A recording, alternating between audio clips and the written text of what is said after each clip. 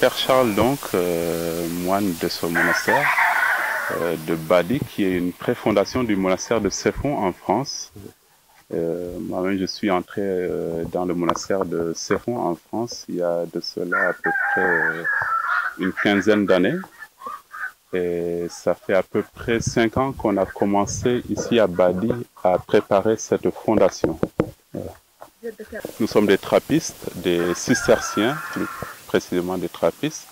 C'est une branche des bénédictins. Il y a d'autres bénédictins au Sénégal. Il y a les frères de Keur Moussa et les sœurs de Keur Gilaï aussi.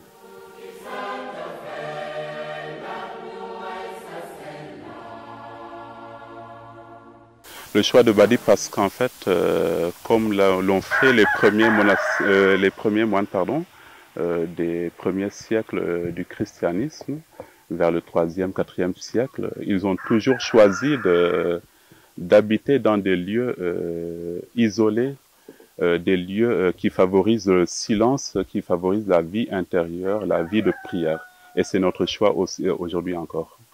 La principale activité, évidemment, c'est la prière. La prière, on dirait même que c'est la seule activité.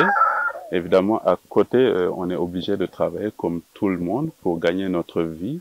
Et le travail aussi, c'est un facteur d'équilibre humain qui n'est pas négligeable. Alors, il y a ces deux activités, le travail, qui passe pas en premier, évidemment, mais la prière et la lecture et tout ce qui va avec aussi.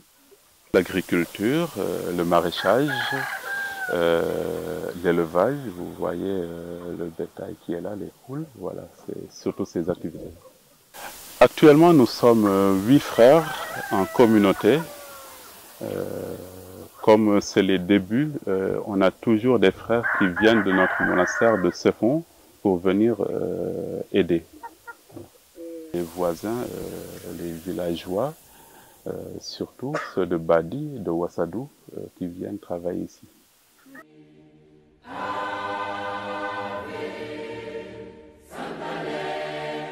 C'est une bonne chose parce que, bon, ceux du diocèse même le confirmeront ou pas. Je crois qu'il est bien que les chrétiens sénégalais sachent qu'il y a quand même une église locale assez dynamique à Tambacounda, même si c'est une majorité écrasante de musulmans, il y a à côté une communauté chrétienne qui a sa vie aussi, assez dynamique aussi.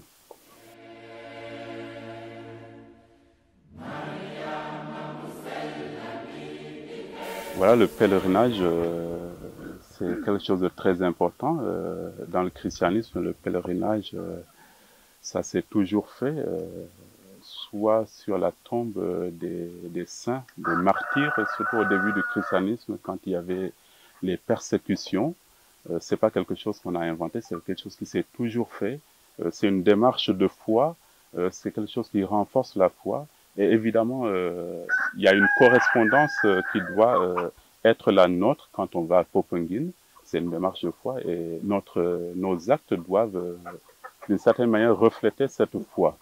Il y a la veillée, il y a la prière de louange, le lendemain, il y a, je crois, la messe.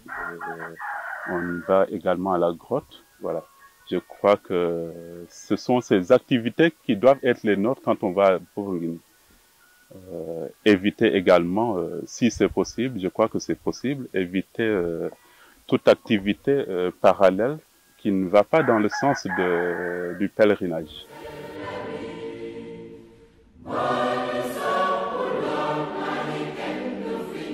Surtout une implication dans la prière, c'est le rôle principal des moines. C'est le seul rôle dont se réclament les moines d'ailleurs. Les moines l'Église ne confie pas aux moines un apostolat extérieur. Ce que demande l'Église aux moines, c'est une vie de prière, c'est de chanter, c'est d'assurer l'office officiel de l'Église. Évidemment, les moines n'ont pas vocation de sortir, d'aller prêcher, d'aller même au pèlerinage. Nous n'allons pas au pèlerinage du tout. mais on est toujours unis à la fois au diocèse et à l'Église au niveau du Sénégal. Et pour le concrétiser, chaque année, nous célébrons Notre-Dame de délivrande. Délivrande, c'est Notre-Dame de Popenguine. Chaque année, on le célèbre dans notre Église, comme on l'a toujours fait d'ailleurs, bien avant notre fondation en France, comme il y avait un certain nombre de Sénégalais. Chaque année, le lundi de Pentecôte, on célébrait Notre-Dame de Popenguine. Voilà. C'est un signe d'union avec l'Église locale du Sénégal.